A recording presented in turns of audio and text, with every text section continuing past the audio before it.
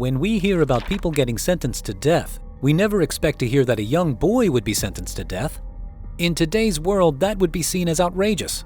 But in June 1944, a young black boy of about 14 years was sentenced to death by a court in South Carolina.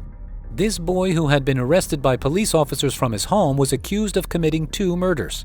He was taken to a police station where he confessed to the murders. He was tried and sentenced to death, and on the 14th of June 1944, he was strapped to an electric chair and 2,400 volts of electricity was sent through his body.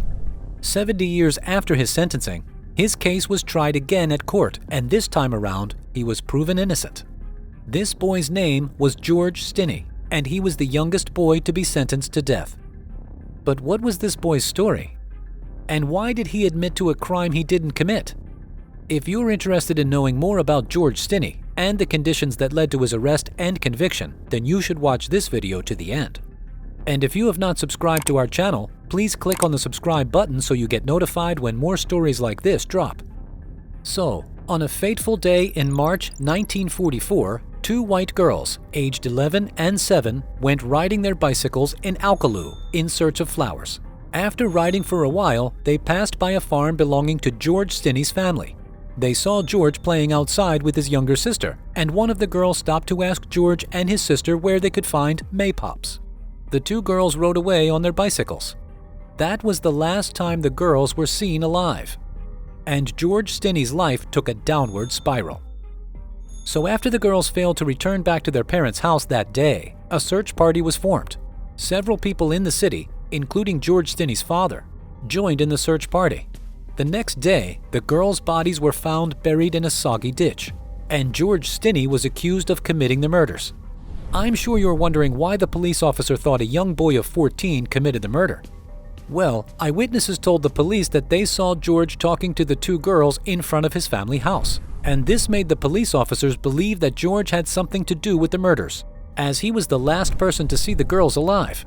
Well, technically, George and his sister were the last 2 persons to see the girl alive, but only George was accused. Why? Well, because he was a young black boy. So here's a bit of context. It was the 1940s, and this was the thick of the Jim Crow era. Slavery has been abolished, and black people were gradually learning to lead independent lives.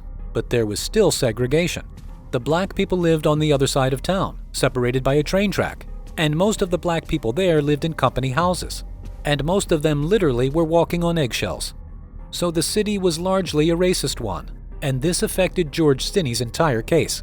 This story had a lot of human rights violations. First of all, George wasn't allowed to see his family, and the police officers interrogated him without a lawyer. So if you stop for a second and imagine it, this was a poor black boy living in a largely racist society where he's been taught to keep his head low, so he doesn't offend anyone. He's in this room, and all the faces there are white. And these people take turns asking him questions about the 2 girls who had been found dead. And they're telling him that he's the primary suspect because he was the last person to see the 2 girls alive. If you were in those shoes, what do you think you would have done? Also, the whole case from the start was messy. At first, the police officers arrested both George and his older brother Johnny, but Johnny was later let go. Why? Well, we can't really say. But it's possible it was because Johnny wasn't out there with his siblings and didn't see the 2 girls when they stopped by. But that wasn't the only crazy thing about this story. There was another eyewitness report that was ignored. You see, someone reported seeing the girls stop at another house, but the police didn't even bother to investigate this further. Why, you might ask? Well, this second house belonged to a white family, so this kind of made the police rule them out as suspects. There's also the fact that the police officers chose to turn a blind eye to the evidence. The girls were found in a soggy ditch, and after examination of the bodies, the doctor confirmed that there wasn't any sign of struggle. The death was a violent one, but there was no sign of struggle. How was a 14-year-old boy able to attack 2 girls of 11 and 8 without signs of struggle? If you were a fan of crime TV shows, then you'd know this doesn't quite add up. Here's another really interesting piece of information. The police said George admitted to killing the girls when he tried to have sex with the older one and she refused. I mean, do you think it's possible that he was strong enough to try raping a girl and also kill them, then drag their body into a ditch? One of the girls was reported to have gotten at least 7 blows to the head, which turned her skull into nothing but a mass of crushed bones. A careful and unbiased analysis would have made the police realize that it was impossible for a young boy to try raping and then killing 2 girls without struggle, and him sustaining an injury or something.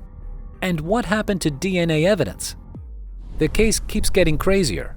From the moment of his arrest, George Stinney was not allowed to see his parents. He was kept in a location no one knew about.